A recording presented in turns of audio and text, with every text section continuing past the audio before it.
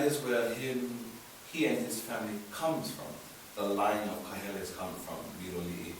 Though he was born in Opihihale and called Waimanu Valley and Waipio Valley his home, this is where his roots hail from. So I wanted to write a song that paid homage to he and our line of the Kaheles that hailed from Biloli'i.